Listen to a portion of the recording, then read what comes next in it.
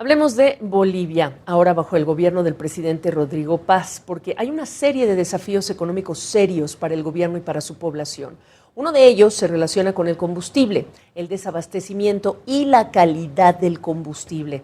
Agregue que esta semana presentaron su renuncia Claudia Cronenbold como presidenta de Yacimientos Petrolíferos Fiscales Bolivianos. Apenas tenía cerca de 20 días, poco más, en el cargo. También esta semana, hace unas horas, se dio el reemplazo del ministro de Hidrocarburos, Mauricio Medinaceli. Y hace unas horas también, el ministro de Economía presentó un presupuesto general del Estado reformulado que ya ha generado preocupación entre expertos. Vamos a hablar entonces de esta situación. Me acompaña el economista y profesor de la Mercer University, Antonio Saravia. Profesor, qué gusto saludarte. A ver, es muy difícil preguntarte por dónde comenzamos en medio de esta compleja situación que está viviendo Bolivia. Son tiempos muy difíciles, Gaby. La situación se está poniendo cada día más complicada.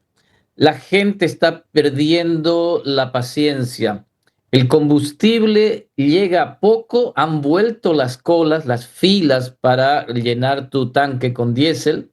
La gasolina todavía hay, pero ya no hay diésel, es decir, hay muchas colas para el diésel. Y además la gasolina ha llegado con muy mala calidad. Y esto pasa, Gabriela, cuando tienes dos cosas. La primera, un gobierno que no tiene plata, porque Bolivia se ha quedado con solo 50 millones de dólares en cash, en reservas líquidas. No hay plata. Llevamos 12 años consecutivos de déficit fiscal. Entonces, cuando tienes un gobierno que no tiene plata, pues compra a fiado y compra la gasolina más barata y de mala calidad que pueda conseguir. Primera cosa. Y segunda cosa, tienes una empresa, Yacimientos Petrolíferos Fiscales Bolivianos, que es un monopolio en la distribución de gasolina y diésel, de combustibles. Es un monopolio estatal, por lo tanto no está sujeto a la competencia. Se ha convertido en una empresa corrupta, ineficiente, pesada, y por lo tanto esas dos cosas te generan estos problemas. Así que la cosa se está poniendo muy difícil en Bolivia. Y esa renuncia entonces de la titular de esta compañía tiene mucho que ver con lo que no puede hacer por lo que ya está instalado por años dentro de esta empresa pública. Exactamente, la carta de renuncia de la expresidenta de YPFB, la señora Cronenbold, deja un mensaje entre líneas muy fuerte. Esencialmente, la expresidenta de YPFB dice: yo estuve aquí 20 días y lo que vi fue lo que el presidente Paz venía repitiendo: el Estado cloaca, ¿no es cierto? La podredumbre de corrupción, los clanes que se han instalado ahí. Déjame darte un ejemplo sobre esto. El proceso más eficiente para un país como Bolivia de traer combustible tendría que ser por barcazas. Esa es la forma más barata y eficiente de hacerlo. Bolivia no trae el combustible por barcazas desde Buenos Aires, sino que lo trae a través de cisternas.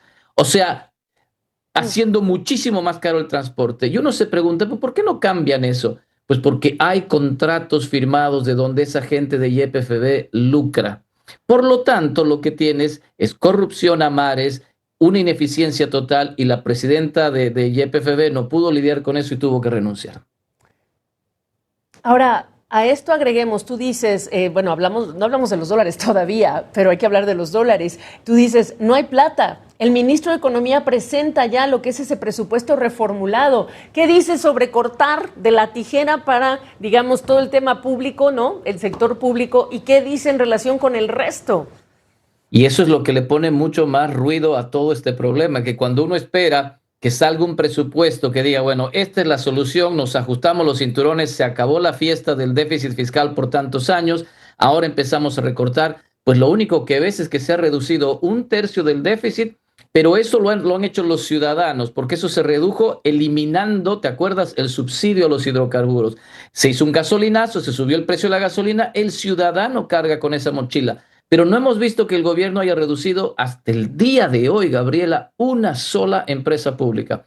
El anuncio de ayer fue que en 90 días, es decir, en 3 meses, vamos a tener reportes de a ver qué hacemos con las empresas públicas. Cuando todo el mundo en el país sabe que de las 67 empresas públicas, 64 son deficitarias, es una falta de respeto que nos digan que en 3 meses vamos a saber qué hacemos, cuando eso tendría que haberse recortado. La burocracia sigue igual como cuando los tiempos del MAS. no se han eliminado, digamos, el número de burócratas en el país, entonces no hay Sí. ajuste que valga y por lo tanto no vemos una luz al final del túnel.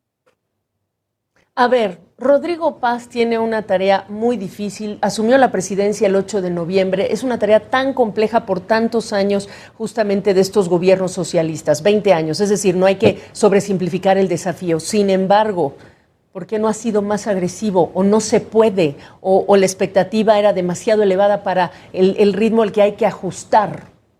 Es una excelente pregunta y como tú sabes muy bien en los procesos políticos hay una luna de miel, ¿no es cierto?